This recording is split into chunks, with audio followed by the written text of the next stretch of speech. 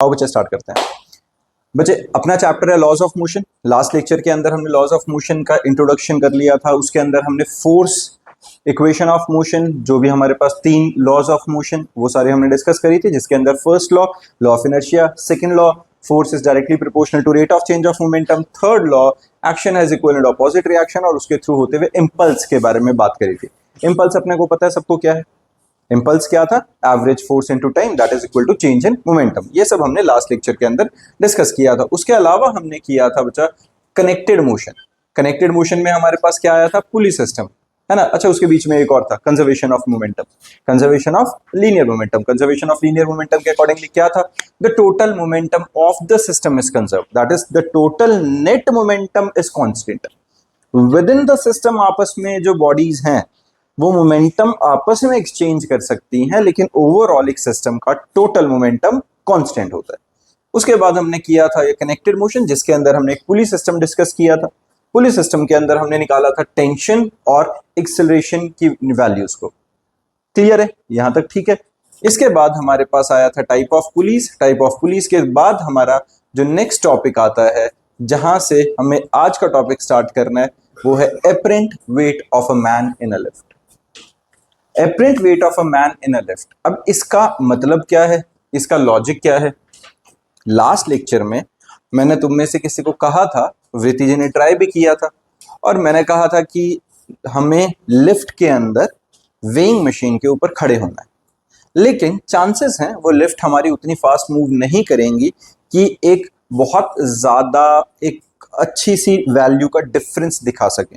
अच्छी सी वैल्यू का डिफरेंस का मतलब होता है कि अगर मुझे मान लो न्यूमेरिकली एक बड़ा डिफरेंस चाहिए, तो उसके लिए लिफ्ट बहुत ज़्यादा फास्ट एक्सेलरेट करती हुई होनी चाहिए, तो हम एक एप्रिशिएबल चेंज ऑब्जर्व कर पाते अपने वेट में, चाहे वो ऊपर जाती चाहे नीचे जाती।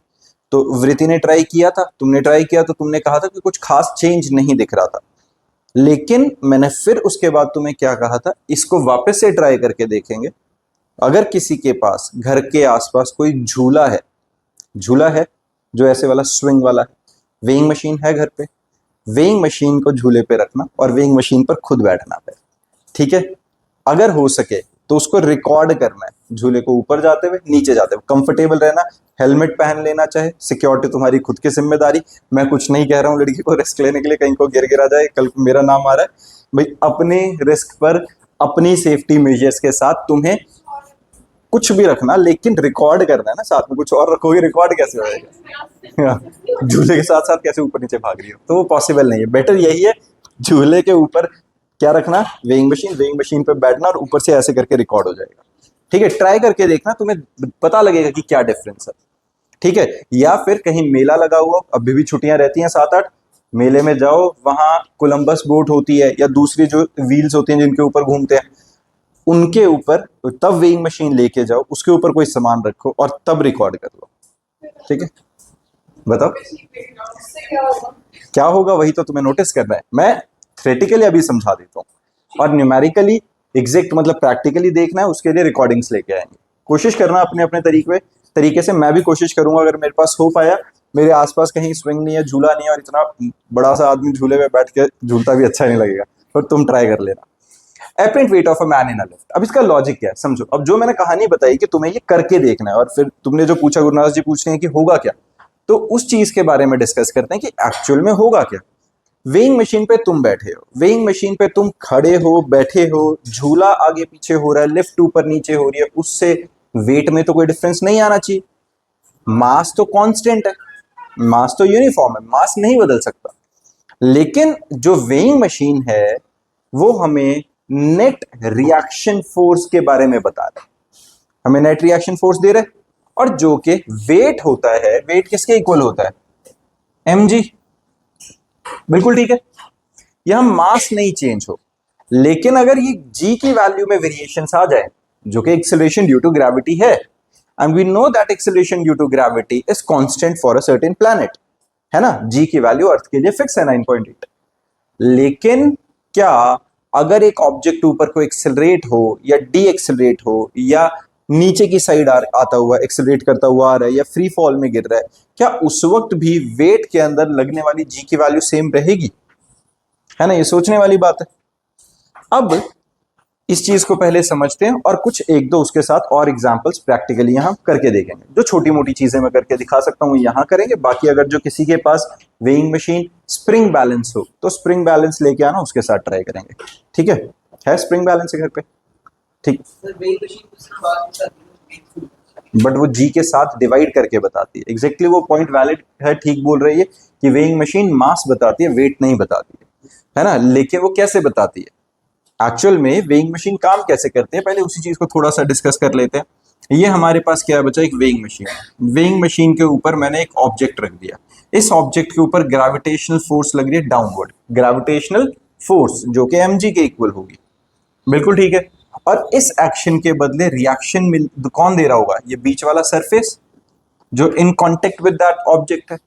एक्शन नीचे को लग रहा है, रिएक्शन ऊपर को मिलेगा। और इस रिएक्शन की वैल्यू को जी के साथ डिवाइड करके हमें रीडिंग मिलती है, जो भी हमें उस रीडिंग में वैल्यू मिल रही होगी जो कि मास है।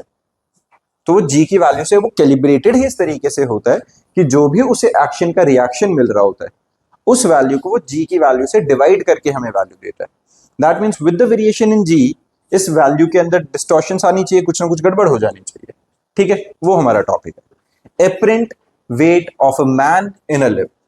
एपरेंट वेट का मतलब समझ में आता है, एक ऐसा वेट जो एक्चुअल में नहीं है।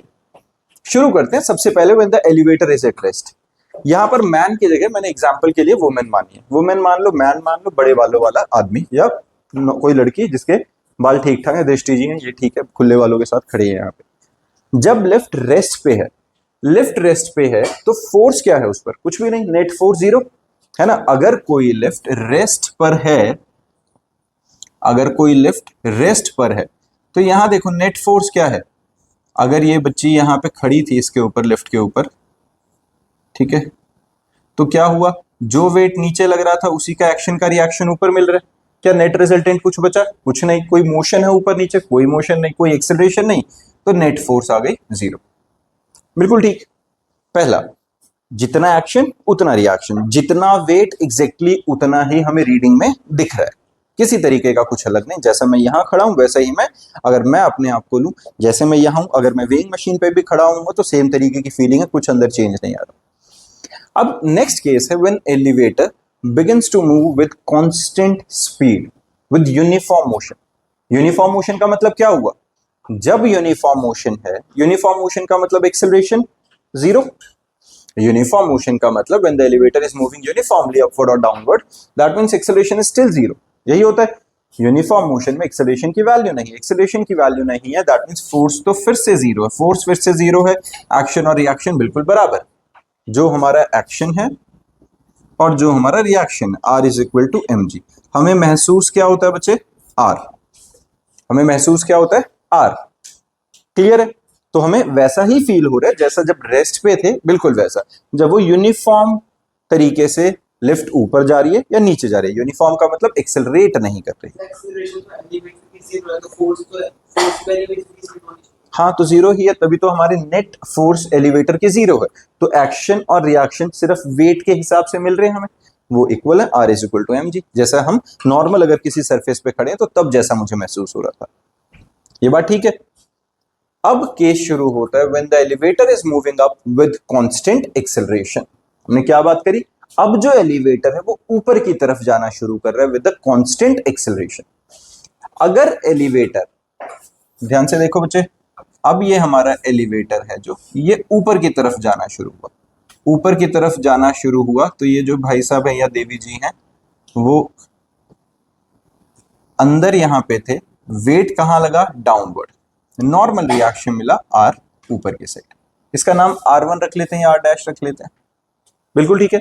अभी नॉर्मल है, एक्शन का रिएक्शन तो मिलेगा, बट यहां पर जो हमारे पास मूवमेंट है वो अपवर्ड डायरेक्शन में है कि नहीं, लिफ्ट ऊपर की तरफ जा रही है, तो नेट एक्सेलरेशन ऊपर की तरफ है। नेट एक्सेलरेशन ऊपर की तरफ है। नेट एक्सेलरेशन अगर ऊपर की तरफ फील हो रहा है तो ये जो R1 है माइनस mg है, this must be equals to net force in upward direction. ये बात समझ में आई है? यहां पर दो फोर्स हैं, ध्यान से देखो तुम, एक रिएक्शन इधर और एक mg नीचे। तो ऊपर की साइड नेट फोर्स निकालने के लिए, ऊपर की साइड नेट फोर्स निकालने के लिए ऊपर वाले फोर्स में से नीचे वाली फोर्स को माइनस करें, this should be equals to resultant force. Equal नहीं है, मूवमेंट में इक्वल नहीं है।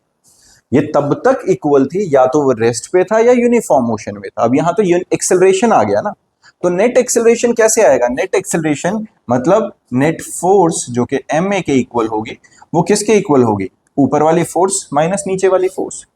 ऐसे ही निकलेगी net, R1 minus M G. R1 minus M G हमारे पास आ गया, R1 माइनस एम जी, और ये किसके इक्वल है? Mass into acceleration. सॉर्टेड है। तो ये जो रिएक्शन है ये M A plus M G के इक्वल, एम मैंने कॉमन लिया, ए प्लस जी। तो ये क्लियर दिख रहा है कि ये जो R1 है which is m times A plus G is greater than M G. ये जो वेट एक्चुअल था एम जी उससे तो कुछ ज्यादा ही फील हो रहा है, तो जो नॉर्मल रिएक्शन की वैल्यू है it is greater than M G. That means the apparent weight of a person becomes more than the actual weight when the elevator is accelerating upward. अब इस चीज को कोई कहे कि ऐसा थोड़ी ना होता होगा, ऐसा कैसे हो सकता है? हम पहली बात तो apparent weight की बात करें, एक्चुअल वेट की नहीं। तुम सबने झूला तो झूला ही हुआ है कभी ना कभी। झूला झूलते हुए तुम्हें फीलिंग याद है कैसी होती है? कुछ याद है? बटरफ्लाइज इन स्टमक, कुछ वैसा सा पेट में गुड़गुड़ होता है। लेकिन क्या हर बार एक ही तरह का गुड़गुड़ होता है? झूला जब ऊपर जाता है तो अलग तरीके का गुड़गुड़ होता है, और झूला जब नीचे आता है तो अलग तरीके का गुड़गुड़ होता है। बहुत अलग अलग तरीके की फीलिंग होती है। जब ऊपर जाता है तो बहुत भारी भारी सा लगता है, बहुत वियर्ड सा फील होता है, और जब नीचे आता है तो खाली खाली सा लगता है अंदर से। कभी इस चीज को अब दिमाग में रख के और फिर झूला झूल के देखना, क्लियरली ऑब्जर्व करना उस चीज को कि जब झूला ऊपर जा रहा है तब ज्यादा हैवी फील हो रहा है, और जब झूला नीचे आ रहा है तब कंपैरेटिवली डिफरेंट टाइप का फील हो रहा है। जब झूला ऊपर की साइड जा रहा है, जब लिफ्ट ऊपर की तरफ एक्सेलरेट कर रही है, तो उस वक्त जो एपरेंट वेट है वो हमें ज्यादा फील होता है एक्चुअल वेट से, इसलिए हमें बहुत हैवी हैवी फील होता है। हाँ जी, एक्सेलरेशन ऊपर की साइड है और जी नीचे की साइड। हाँ जी, हमें हाँ डायरेक्टली ऐड कहाँ हुए बेटा? डायरेक्टली ऐड तो रिलेशन के हिसाब से निकला ना। आर की वैल्यू देखो, एक्सेलरेशन जो थी F is equal to M A, R1 minus M G is equal to M A था, एम जी उधर ट्रांसपोज हुआ और कॉमन लेके ऐड हो गए, है ना? हाँ जी, हाँ जैसे कि ऊपर नीचे का एग्जांपल देखो, जैसे अभी तुमने लिफ्ट वाला और ये झूले वाला एग्जांपल लेके चलते हैं। क्या लिफ्ट ऊपर जाए या झूला ऊपर जाए, दोनों केसेस में बात अलग हो सकती है? नहीं होगी, बिल्कुल सिमिलर तरीके का रिस्पॉन्स रहेगा, बशर्ते तुम कहानी ना बदल दो। अब मतलब मैं ये कहूं कि नहीं, मैं ग्रेविटी की जगह स्पेस में जाके बात करने लग जाऊं, मैं कहीं किसी और तरीके से मूवमेंट की बात करने लग जाऊं, मैं अपवर्ड की जगह डाउनवर्ड मूवमेंट की बात करूं तो गलत होगा। लेकिन यहां पर लिफ्ट है, लिफ्ट की जगह मैं हर बार झूले का एग्जाम्पल दे रहा हूं, क्योंकि लिफ्ट हमारी बहुत तेज नहीं जा रही है, तो तुम शायद उसके अंदर बहुत ज्यादा महसूस नहीं कर पाओ जो यहाँ पे मैं करवाना चाहता हूँ। एग्जैक्टली वो एक ड्रास्टिकली डिफरेंस आएगा तो तुम ज्यादा फील कर पाओगे, और वो डिफरेंस कब आता है? झूलों पे। तो मैं जब झूले का एग्जाम्पल दे रहा हूं, मैं लिफ्ट के एनालॉगी में झूला बोल ही इसलिए रहा हूं क्योंकि कंडीशन चेंज नहीं हो रही है, प्रॉप चेंज हो रहा है।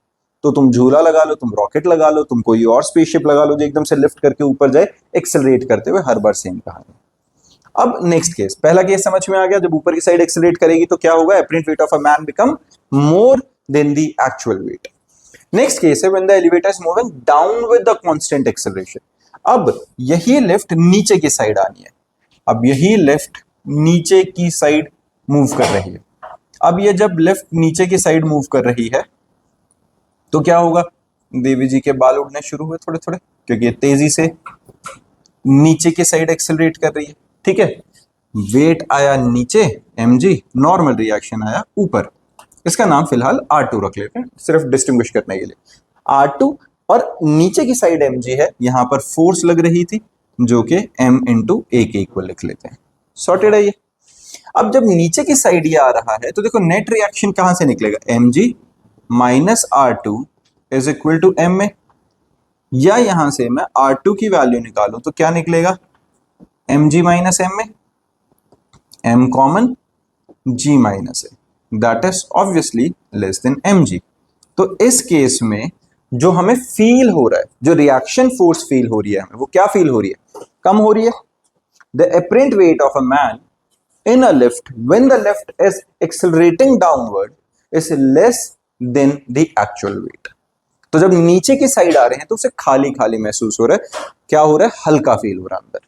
क्लियर है। और एक और चीज मैं बताता हूं, मैं हर बार वेट की बारी में यहां क्यों हाथ लगा रहा हूं, पेट पे ही क्यों हाथ लगा रहा हूं, माथे पे नहीं लगा रहा हूं, घुटनों पे नहीं लगा रहा हूं। यहां पे लगाने का लॉजिक क्या, क्योंकि देखो हमें, मैंने कहा बटरफ्लाइज इन स्टमक, उसका लॉजिक क्या होता है, हमें पेट में ही क्यों गुड़गुड़ हो रही है ना। हम कहते हैं हे भगवान छाती में दर्द, चेस्ट चुस्ट में कोई दर्द नहीं होता, जिन स्टार प्लस वाले ड्रामों की वजह से ना सोचें तो मेनली पेट में ही होता है, जो भी होता है उठपटांग में कोई भी फीलिंग आती है हमारी पेट के थ्रू ही आती है, ज्यादातर ऑब्जर्व करके देखना।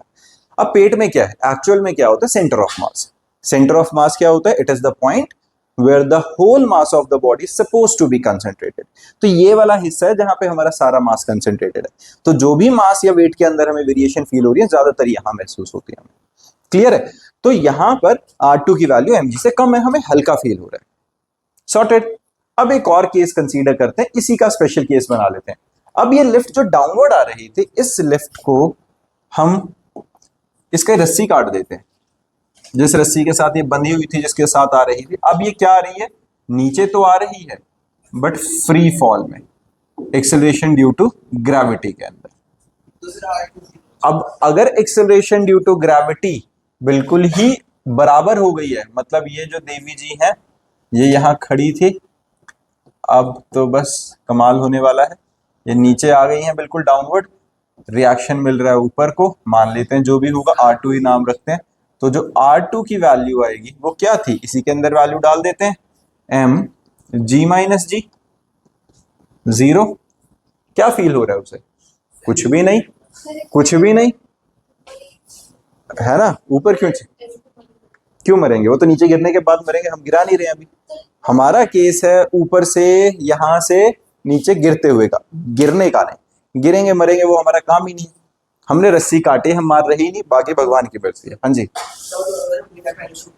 हाँ, हमारा वेट जीरो, वेट जीरो नहीं, हमें फील जीरो होगा, और इसको क्या कहते हैं, वेटलेसनेस। इस फिनोमेना को क्या कहते हैं बच्चा, weightlessness. When if the free fall of a body that the lift under the gravity, acceleration due to gravity, if the free fall of a lift under gravity, हमें क्या होता है, apparent weight of a person becomes zero और the person become weightless in free fall। तो जब ऊपर से नीचे गिरेंगे तो हमें क्या महसूस होता है, कुछ भी नहीं, बिल्कुल खाली, अपना वेट ही महसूस नहीं हो रहा होता। समझ में आई ये बात, ये तो होता ही है ना, फ्री फॉल में हमेशा। हाँ जी, लिफ्ट टूटती है, सेम ही बात तो हुई ना, फ्री फॉल। क्लियर है। अब क्या चीज, लेट जाना चाहिए, मत लेटो, लेट तो हो ही जाओगे फिर लेट नाम के आगे लेट जाए। लिफ्ट टूटती है, तुम कहो कि लेट जाना चाहिए, मुझे समझ नहीं आता कि इसका फिनोमेना काम कैसे करेगा।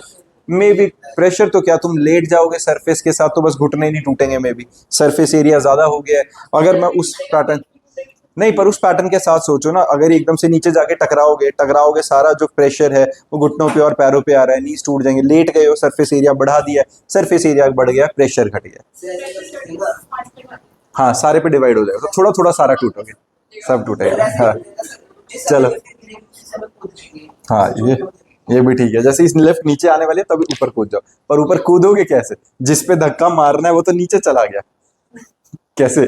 चलो अच्छा, अब मेरी बात सुन, एक मिनट, अरे अभी एक काम करते हैं ना, पहले ये वाला खत्म करते हैं, फिर लिफ्ट में कूद के देखेंगे। Next, when the downward acceleration is greater than g, बच्चे ध्यान दो।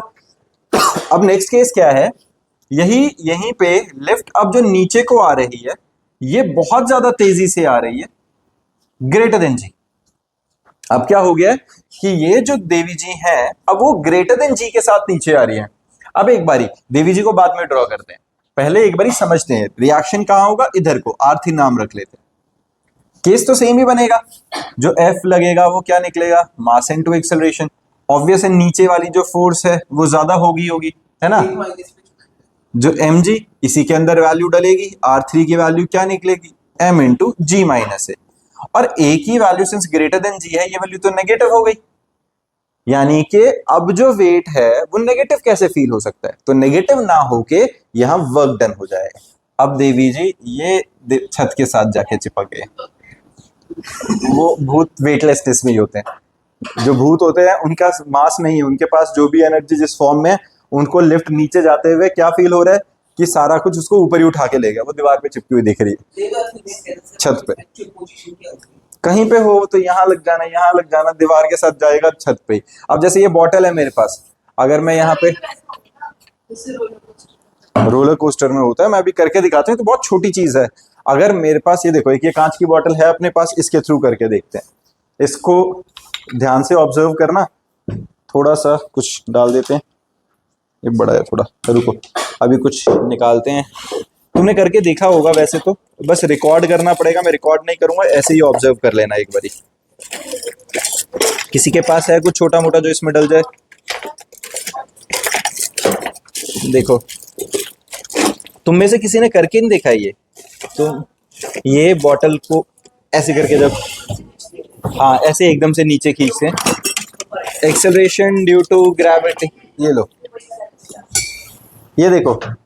अब इसके अंदर ये है कुछ चीज, अगर मैं, ठीक है ये दिख रहा है, एक काम करते हैं यहां से कर लेते हैं। अब अगर मैं इसको गिरा रहा हूं नीचे, तो कुछ नहीं, वहीं की वहीं था, लेकिन अगर नीचे करता हूं, ये ऊपर क्यों आया? आ रहा है ना हर बार, वो हर बार ऊपर आ रहा है इनर्शिया की वजह से। ये देखो, वो दिखा, ये हर बार ऊपर लिफ्ट हो रहा है। जब भी मैं इसको एक्सेलरेशन ड्यू टू ग्रेविटी से ज्यादा तेजी से डी एक्सेलरेट कर रहा हूं, तो ये ऊपर की साइड लिफ्ट हो रहा है। ये समझ में आई बात?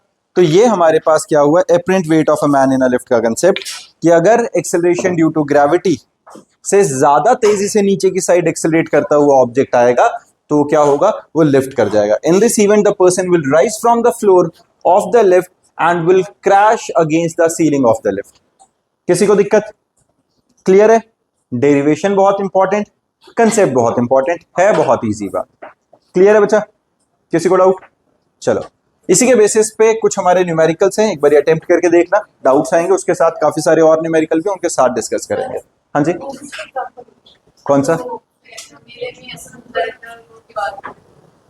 मेले में घूमते रहते दीवार पे लटक जाते हैं, मौत का कुआं, बाइक चलाते हैं ऐसे, फिर और हाँ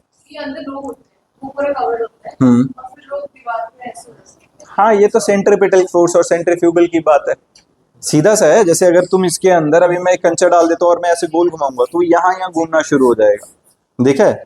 वही चीज तो हुई।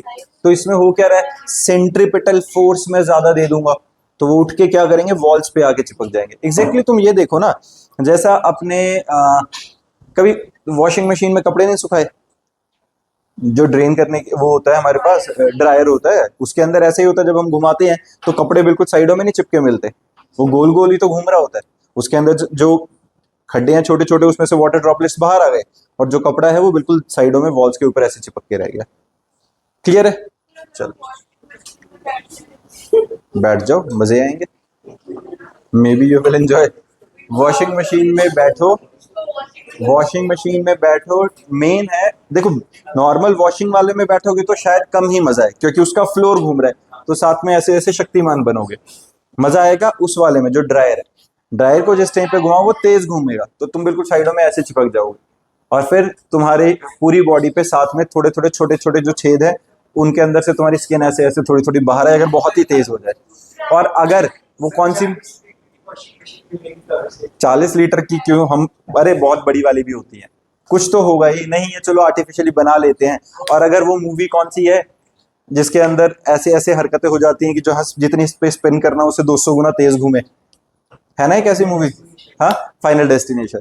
अगर फाइनल डेस्टिनेशन मूवी का सीन चल रहा होता तो लिफ्ट के अंदर तुम वॉशिंग मशीन में बैठे हो, वो रोल कर रही है, घूमते घूमते सारा तुम्हारा माल सौदा उन खड्डों के थ्रू बाहर निकलेगा, उसमें सारे में यही है। चूहा गोल घूमते रहता है वो अलग चीज है, वो तो अलग है, वो तो सिंपल ऐसे रोल कर रहा है। चलो अच्छा, मुद्दे पे आते हैं, वापस टॉपिक करते हैं, फालतू के सारे डिस्कशन हो गए। सुनो जरा एक बार, अब है बच्चा इक्विलिब्रियम ऑफ कंकरेंट फोर्सेस, ध्यान दो। इक्विलिब्रियम ऑफ कंकरेंट फोर्सेस, ये सेम वही है जो हमने लेमिस थ्योरम करी थी, याद है? इक्विलिब्रियम ऑफ कंकरेंट फोर्सेस के अंदर अगर एक पॉइंट पे 3 फोर्सेस एक्ट कर रही हैं, then each force is directly proportional to the sine of the angle between the other two forces। या क्या बात करी हमने, अगर कंकरेंट फोर्सेस हैं, एक पॉइंट पे 3 फोर्सेस काम कर रही हैं, F1, F2 और F3, तो जो F1 है it is directly proportional to sine alpha, जो F2 होगी it is directly proportional to sine beta, where beta is the angle between the other two forces. Similarly, F3 है, it is directly proportional to sine gamma, where gamma is this. ठीक है, proportionality का sign हटाने के लिए सबके बीच में constant लगाएंगे, अल्टीमेटली कांस्टेंट सेम रहेगा, तो F1 by sine alpha will be equals to F2 by sin beta will be equals to F3 by sin gamma. Clear है बच्चा? ये लेमीज थ्योरम थी, इसके बेसिस पे हमने न्यूमेरिकल वेक्टर्स के अंदर भी किए थे, यहां पर भी काम आएगा। ठीक है, अब यहां देखो बच्चा, ये कुछ न्यूमेरिकल्स हैं, बहुत ज्यादा रिलेवेंट, बहुत इंपॉर्टेंट बट इजी न्यूमेरिकल है। Apparent weight of a man in lift के ही एक एग्जांपल ऊपर गया था, और अपनी हेल्प बुक्स के अंदर भी काफी सारे क्वेश्चन है। हर बच्चे को ये न्यूमेरिकल्स करके रखने, हर किसी, बहुत ज्यादा नहीं है, 3-4 ये हैं, और हेल्प बुक के अंदर भी गिन के 7-8 और होंगे। करके रखना, apparent weight of a man in a lift का कुछ ना कुछ उससे रिलेटेड एग्जाम में आएगा ही आएगा। इवन कॉम्पिटेटिव के अंदर भी इस टॉपिक से कुछ ना कुछ निकल आता है। अब आता है अपना नया टॉपिक बच्चा, फ्रिक्शन। अब देखो फ्रिक्शन क्या होता है, फ्रिक्शन का भी हमें थोड़ा तो आइडिया है ही कि फ्रिक्शन क्या चीज होती है। फ्रिक्शन क्या है भाई? कोई चीज अपने आप रुक जाती है, अगर हम किसी चीज को धक्का मारते हैं वो अपने आप रुक जाती है। यहाँ से दोस्त भी और दुश्मन भी है, बहुत बढ़िया है ना। ये हमने बचपन में एक क्वेश्चन पढ़ा हुआ है, छोटी क्लास में, शायद 7th या 8th क्लास में था। हाँ कुछ था, मतलब इट इज पता नहीं, इतनी याद नहीं है मुझे वर्ड, बट ऐसा ही कुछ होता था। फ्रिक्शन इज गुड एविल करके कुछ होता था, ऐसा सा। चलो जो भी बात है, मुद्दा ये है भाई फ्रिक्शन होता क्या, पर उस पे आते हैं, वापस उस बात पे आएंगे। फ्रिक्शन देखो होता क्या है। फ्रिक्शन के लिए सबसे पहले एक चीज समझते हैं, बहुत एक छोटा सा क्वेश्चन। फ्रिक्शन सबको आइडिया तो है, फ्रिक्शन क्या होता है? घर्षण। घर्षण, घर्षण क्या? दो सरफेस जब एक दूसरे के ऊपर मूव करने की कोशिश करते हैं तो उस मोशन को अपोज करने वाली फोर्स क्या होती है? फ्रिक्शन। अगर एक ऑब्जेक्ट दूसरे ऑब्जेक्ट के ऊपर मूव कर रहा है तो उस मोशन को अपोज करता है फ्रिक्शन। क्लियर? अगर मैं इस हाथ को इसके ऊपर रगड़ रहा हूं तो ये आवाज क्यों आ रही है, और मेरा हाथ गर्म हो रहा है साथ में? क्योंकि यहां फ्रिक्शन है। जब मैं इसको इस सरफेस के साथ मूव कर रहा हूं तो इनके बीच में एक फोर्स है जो स्लाइड होने वाले मोशन को अपोज कर रही है। उस अपोजिंग फोर्स की वजह से यहां एनर्जी वेस्ट हो रही है, और वो हीट की फॉर्म में, साउंड की फॉर्म में डिसिपेट हो रही थी। अब मेन है friction, it is the force which opposes the motion between the two objects. ठीक है, और वो दो object should be in contact with each other. अब एक बहुत सिंपल और सरल सा क्वेश्चन, बचपन से तुमने फ्रिक्शन तो पढ़ा है, 7th 8th क्लास में फ्रिक्शन आ ही गया था। अगर मुझे तेज भागना है, अगर मुझे तेज भागना है तो फ्रिक्शन ज्यादा होना चाहिए, कम होना चाहिए? अगर फ्रिक्शन की मैं बात करूं, फ्रिक्शन मोशन को अपोज करता है। अगर मुझे तेज भागना है तो मुझे फ्रिक्शन ज्यादा चाहिए या कम चाहिए? फ्रिक्शन भाई डिप्लोमेट नहीं होना, आप दोनों तरीके के जवाब नहीं दे सकते। हाँ जी, कम चाहिए, फ्रिक्शन कम होना चाहिए क्योंकि मोशन को अपोज कम करेगा। इसका मतलब अगर मैं बर्फ पे भागूंगा तो मैं बहुत तेज भाग पाऊंगा, फिसल जाऊंगा वहां तो, लेकिन वहां तो फ्रिक्शन कम होता है। अगर गीला फर्श कर दूं फ्रिक्शन कम हो जाएगा, तो क्या गीले फर्श के ऊपर मैं ज्यादा तेज भाग पाऊंगा? मैं तेज भाग पाऊंगा गीले फ्रिक्शन के? हाँ मैं वहां स्लाइड कर, देखो एक चीज समझाता हूँ। तुमने अगर अच्छा जीवन जिया हो, कभी फर्श के ऊपर पानी डाल के ऐसे स्लिप करके गए हो? करे, मजे आते, स्लाइड करते हैं। और इवन वहां भी देखा हो, जो तुम ये अपना वाटर स्लाइड्स होती है, वहां पानी चला के रखते हैं और स्लाइड्स पे ज्यादा आसानी से स्मूथली फिसला जाता है। दैट मीन्स मोशन तो आसान हो रहा है वहां, लेकिन भागना आसान नहीं है। अब ये समझना, ये ट्रिक क्वेश्चन की तरह काम करता है। भागना और स्लाइड करना दो अलग केसेस हैं। स्लाइड करते हुए मुझे दोनों सरफेसेस के बीच में फ्रिक्शन कम करना है। जैसे कैरम बोर्ड खेलते हैं, कैरम बोर्ड खेलते हुए उसको अगर मुझे स्मूथ करना है तो मैं पाउडर डाल दूंगा, या एक दूसरा पाउडर आता है जो कि छोटे छोटे दाने दाने से होते हैं उसमें, देखा है? जो दो तरीके का आता है। जैसे अगर जो तुम किसी उससे प्रोफेशनल शॉप से लेके आओगे तो जो तुम्हें पाउडर मिलता है वो पाउडर नहीं होता, वो ऐसा सा कुछ होता है जिसके अंदर ना बहुत छोटे छोटे से दाने दाने दाने दाने से होते हैं, और वो बीच में एक लेयर क्रिएट करता है और उससे बहुत स्मूथ हो जाता है सब कुछ। इसका मतलब क्या हुआ? अगर दो सरफेसेस को मूव कराना है, बीच में एक लेयर आ जाए तो बहुत आसानी से मूव होगा। लेकिन जब मुझे चलना है, क्या चलते हुए मुझे पैर को स्लाइड करना है? नहीं, मैं नहीं चाहता मेरा पैर स्लिप हो, मैं नहीं चाहता पैर स्लिप हो।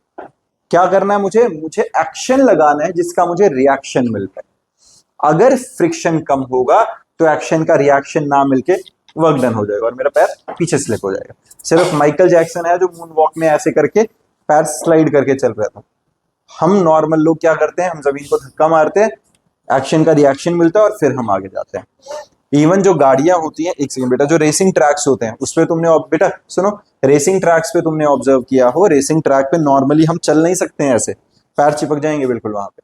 इतना ज्यादा उसके ऊपर जो वो डालते हैं, जो जो भी होता है, क्या कहते हैं उसे, ल्यूक कहते हैं, तारकोल जैसा, वो बहुत ज्यादा ऐसा होता है कि चिपचिपा होता है, बिल्कुल बहुत ज्यादा फ्रिक्शन होती है। क्योंकि वो जो गाड़ियां हैं, जो F1 फॉर्मूला रेसिंग कार्स हैं, वो बहुत ज्यादा तेज चलने वाली हैं, एक्सेलरेट करेंगी, वो टायर स्किड कर जाएगा वरना। तो उन्हें क्या चाहिए कि मैक्सिमम फ्रिक्शन मिले, कि वो जब चलें तो रोड को पीछे जोर से धक्का दे पाए और वो आगे की तरफ मूव कर पाए। तो ये ध्यान रखना, हमें ज्यादा फ्रिक्शन चाहिए अगर हमें तेज चलना है, स्लाइड करना है तो कम फ्रिक्शन चाहिए। क्लियर? हाँ जी, अब बताओ बच्चे। अगर किसी को घसीट रहे हैं तो ऑब्वियस कम फ्रिक्शन चाहिए क्योंकि स्लाइड कर रहे हैं। अब प्रॉब्लम क्या है, अब यहाँ दो चीज आ गई, मैं पकड़ के घसीट रहा हूं, हाँ, तो कम फ्रिक्शन है तो नहीं छिलेगी, अगर ज्यादा फ्रिक्शन है तो मजे ही आ जाएंगे। चलो, हाँ, खुरदरा से है तो ऑब्वियसली छिल जाएगा, कैसी बात कर रहे हो तो, हाँ, नहीं है कम, ऐसे कैसे हो सकता है खुद नहीं छिलेगी फिर, नहीं चलेगी। अच्छा सुनो, चलो अब आते हैं मुद्दे पे। भाई हमने बात कर ली फ्रिक्शन है कुछ ऐसा जो मोशन को अपोज करे, कहाँ क्या चाहिए वो भी ठीक है। मेन कहानी है फ्रिक्शन आता किस कारणवश है। पहले के कंसेप्ट के अकॉर्डिंगली क्या कहा गया था कि फ्रिक्शन इसलिए आता है क्योंकि जितना रफ सरफेस होगा, ये उंगलियां और ये उंगलियां अगर ये इसके ऊपर मूव करेंगे तो ये इंटरलॉक हो चल रही है, दिख रहा है ये इंटरलॉक है, ये उंगलियां हर बार उस दूसरे गैप में फंस जाती हैं ऐसे, और ये इंटरलॉक हो रही है, और इसको हम कहते हैं कोल्ड वेल्ड होना। क्या कहते हैं? कोल्ड वेल्ड, कि आपस में ऐसे चिपक गई, खड्डे में फंस गई, फिर हटाई, फिर हटाई, ये हर बार ऐसे खड्डे में फंस रही है, बहुत मुश्किल हो रहा है मूव करना।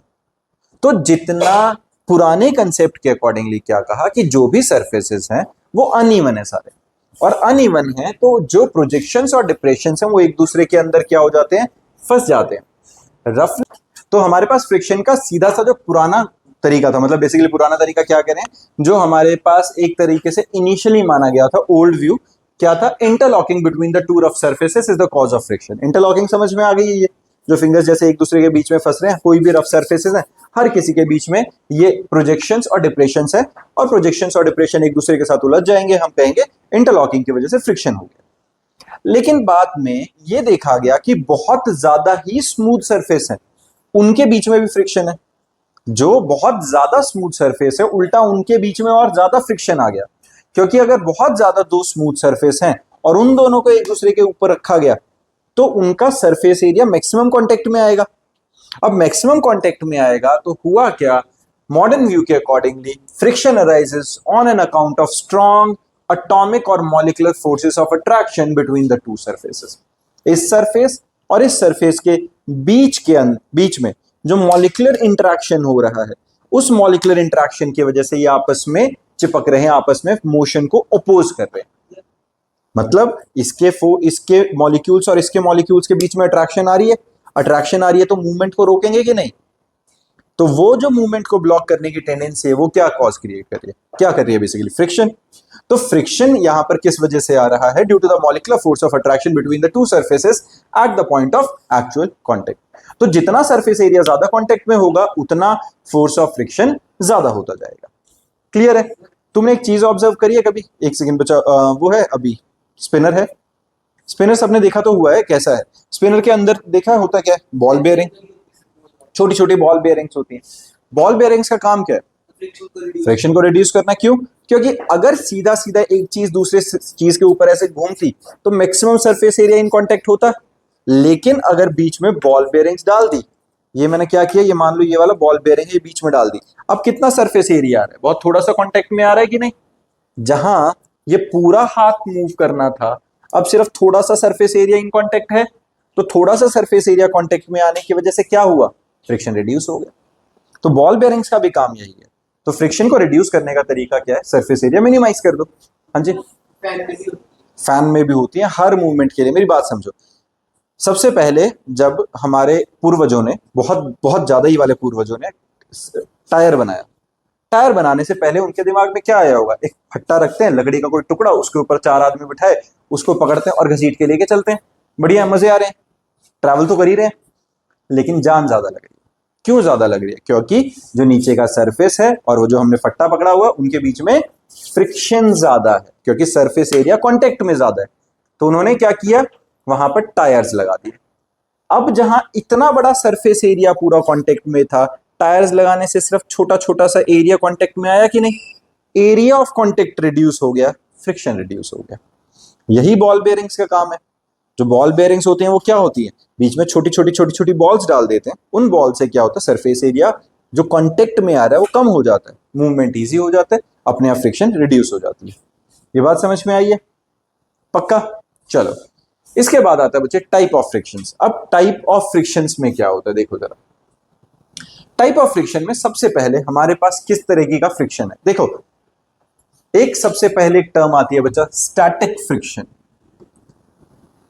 Static friction. Static friction basically वो फ्रिक्शन जब एक्चुअल मोशन स्टार्ट नहीं हुआ है। यहां पर ये मेरा टेबल है, मैं इसको धक्का मार रहा हूं पर ये हिल नहीं रहा है। क्यों नहीं हिल रहा है? भारी बहुत है, यहां पे फोर्स ऑफ फ्रिक्शन ज्यादा है। मैं इसको हिलाने की कोशिश कर रहा हूं पर ये नहीं मूव कर रहा है। तो यहां पर अब हो क्या रहा है, मैंने पहले थोड़ी फोर्स लगाई, हिला नहीं हिला, मैं और जोर लगा रहा हूं अब भी नहीं हिल रहा, और जोर लगा रहा हूं अब भी नहीं हिल रहा। मतलब जैसे जैसे मैं फोर्स बढ़ाता जा रहा हूं वैसे ही ऑपोजिंग फोर्स भी बढ़ती जा रही है। एक्शन का रिएक्शन, एक्शन का रिएक्शन। तो एक सर्टेन एंड पॉइंट तक, फर्स्ट ऑफ ऑल ये स्टैटिक फ्रिक्शन। क्यों? फ्रिक्शन जब मोशन स्टार्ट नहीं हुआ है। जैसे जैसे मैंने फोर्स बढ़ाई वैसे वैसे फोर्स ऑफ फ्रिक्शन भी बढ़ता गया। यहां पे ग्राफ बना लेते हैं। इस साइड को मैंने बना लिया है अप्लाइड फोर्स, अप्लाइड फोर्स, और इस साइड को लिख लेते हैं फोर्स ऑफ फ्रिक्शन। ठीक है। अब जैसे जैसे मैं फोर्स बढ़ाता जा रहा हूं वैसे वैसे अप्लाइड फोर्स के साथ साथ फोर्स ऑफ फ्रिक्शन भी बढ़ती जा रही है। लेकिन अब मैंने क्या किया, लो अब मैंने पी लिया चाय, ठीक है, अब तो हिलेगा ये। अब मैंने लगा दिया, फोर्स ज्यादा लगाई और लगाते लगाते हिला दिया। क्या हुआ? अब क्यों नहीं बढ़ पाया ये? ठीक है, चाय, चाय is the power of my energy, is the चाय की, हाँ चलो जो भी व्यू, चाय गिव मी विंग्स कह सकते हो। चलो, तो यहाँ पे मेन कहानी क्या है भैया, अप्लाइड फोर्स बढ़ाते बढ़ाते क्या हुआ, अब उसके बाद तुमने एक ऑब्जर्व किया, ये सिर्फ हल्का मूव नहीं हुआ, ये आगे तक चला गया था, थोड़ा इजी हो गया था मूव करना। क्योंकि स्टैटिक फ्रिक्शन की जो वैल्यू होती है ये मैक्सिमम होती है। ये जो फोर्स ऑफ फ्रिक्शन है बच्चा, ये स्टैटिक फ्रिक्शन की वैल्यू मैक्सिमम होती है। This is the maximum value of friction जो दो सरफेसेस के बीच में हो सकता है। एक बार ये कोल्ड वेल्ड ब्रेक कर गया तो उसके बाद फिर चीज मूव कर जाती है, फिर तो हिली जाती है चीज। एक बार तुमने धक्का मार के हिला दिया ना, फिर तो चल पड़ेगा सब कुछ। तो वो जो इनर्शियल, एक तरह से इनर्शिया होल्ड था, उसको ब्रेक कर दो। तुमने ब्रेक किया। अब देखो, अप्लाइड फोर्स बढ़ सकती थी लेकिन फोर्स ऑफ फ्रिक्शन की कोई तो लिमिटेशंस थी। मैंने अप्लाइड फोर्स बढ़ाई बढ़ाई बढ़ाई, स्टैटिक फ्रिक्शन भी बढ़ा, लेकिन एक मैक्सिमम पॉइंट को हम इसको क्या कहते हैं बच्चा, ये पूरा स्टैटिक फ्रिक्शन था। स्टैटिक फ्रिक्शन यहां से यहां था। इस हाईएस्ट पॉइंट पे जो फ्रिक्शन आया, जहां ऑब्जेक्ट अब मूव करने लग गया, उसको क्या कहेंगे, इस काइनेटिक फ्रिक्शन। काइनेटिक नहीं, सॉरी मैं क्या कर रहा हूं, माल फूक रहा हूं, लिमिटिंग फ्रिक्शन बेटा। स्टैटिक तो ये पूरा ही था, यहां तक की वैल्यू का सारा स्टैटिक था। इस हाईएस्ट मैक्सिमम पॉइंट को हम क्या कहेंगे, limiting friction. Limiting friction, limiting friction मतलब मैक्सिमम लिमिट ऑफ फ्रिक्शन, इससे ऊपर नहीं जा सकता। अब इसके बाद अब मैं थोड़ी कम फोर्स भी लगाऊंगा तो ऑब्जेक्ट कॉन्टिन्यूसली मूव करता रहेगा, क्योंकि मैं मैक्सिमम लिमिट में पहुंच चुका हूं। और मैक्सिमम लिमिट के बाद अब जैसे ही मूव होना शुरू हुआ तो इसको क्या कहते हैं, ये जो वैल्यू आई थोड़ी सी कम आ गई है, इस वैल्यू को क्या कहते हैं, काइनेटिक फ्रिक्शन। काइनेटिक बताता हूं बेटा, काइनेटिक फ्रिक्शन क्या हुआ, मेरी बात समझो। जैसे जैसे मैं मूव कर रहा हूं मेरे अप्लाइड फोर्स के साथ साथ फोर्स ऑफ फ्रिक्शन बढ़ती जा रही है। कितनी बढ़ सकती है, जो उसकी मैक्सिमम लिमिट है। तो इस पॉइंट को हमने क्या कहा, लिमिटिंग फ्रिक्शन। Limiting friction. इससे कम जो था सेल्फ एडजस्टिंग फ्रिक्शन, कौन था, स्टैटिक। स्टैटिक क्या था? Self adjusting. जैसे जैसे मेरी फोर्स बढ़े वैसे वैसे फ्रिक्शन बढ़े, मेरी फोर्स बढ़े फ्रिक्शन बढ़े, मेरी फोर्स बढ़े फ्रिक्शन बढ़े। ये स्टैटिक फ्रिक्शन था, सेल्फ एडजस्टिंग फ्रिक्शन। लेकिन इस स्टैटिक फ्रिक्शन की एक सर्टेन लिमिटिंग लास्ट वैल्यू है, उसको हमने लिमिटिंग फ्रिक्शन था। अब लिमिटिंग फ्रिक्शन के बाद तो बॉडी मूव होना शुरू हो गई। जैसे मूव होना शुरू हुई, फोर्स ऑफ फ्रिक्शन थोड़ी सी कम हुई और अब ये चलता रहेगा। और ये जो थोड़ी सी कम होके वैल्यू हमें मिली है, इसको हम क्या कहते हैं? Kinetic friction. Kinetic friction. ये बात समझ में आ गई है? क्लियर है? यहां देखो, हमारे पास क्या बचा? Force of friction. ये जो हाईएस्ट पॉइंट था हमारे, ये क्या था? लिमिटिंग। और जब मूव होना शुरू हो गया वो क्या है हमारे पास? Kinetic friction. क्लियर है? मैं अगर अप्लाइड फोर्स इधर लगाऊंगा तो force of friction backward side हो जाएगी। हाँ, लिमिटिंग फ्रिक्शन। उस गैप को difference between the limiting and static कहेंगे। बेसिकली काइनेटिक फ्रिक्शन की वैल्यू आएगी बीच में। काइनेटिक क्या होएगी? जो स्टैटिक फ्रिक्शन खत्म हो रहा है, लिमिटिंग मैक्सिमम आ गया, उसके बीच में कहीं काइनेटिक लाई करता है। इस वाले गैप के बीच में कहीं काइनेटिक फ्रिक्शन लाई करता है। ये समझ में आ गई है? अब यहां पर स्टैटिक फ्रिक्शन क्या है? The opposing force that comes into play when one tends to move over the other surface. Tends to move, actual movement start नहीं हुआ, but the actual motion has yet not started. Limiting friction, it is the maximum opposing force that comes into play when one body is just at the verge of moving on the surface of other body. क्या हो रहा है? एक बिल्कुल move ही होने वाला है।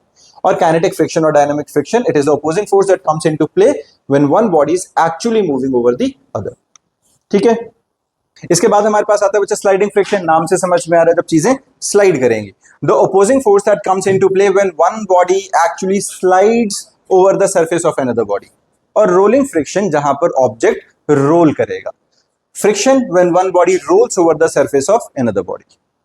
Clear है? ये हमारा रोलिंग फ्रिक्शन और स्लाइडिंग फ्रिक्शन हो गया। अब रोलिंग फ्रिक्शन का रीजन क्या होता है? देखो, स्लाइड तो कर नहीं रहा वहां हम ये कहते हैं कि माइक्रोस्कोपिक लेवल पे आ गए, बिल्कुल ही बहुत ज्यादा एक्सट्रीम जूम करते जाओ तो वहां माउंट और डिप्रेशन क्रिएट होते हैं। या जो हमारा टायर है वो हल्का सा फ्लैट हो जाए, या हमारे जो रोड है उसके अंदर डिप्रेशन क्रिएट हो और माउंट क्रिएट हो, जिसकी वजह से फ्रिक्शन आता है। क्लियर है? इसके बाद वाला अपना टॉपिक है लॉ ऑफ लिमिटिंग फ्रिक्शन। यहां से हम नेक्स्ट क्लास में करेंगे। मैथमेटिकल ट्रीटमेंट अपना स्टार्ट हो जाएगा। हर किसी को यहां तक करके आना है। ठीक है?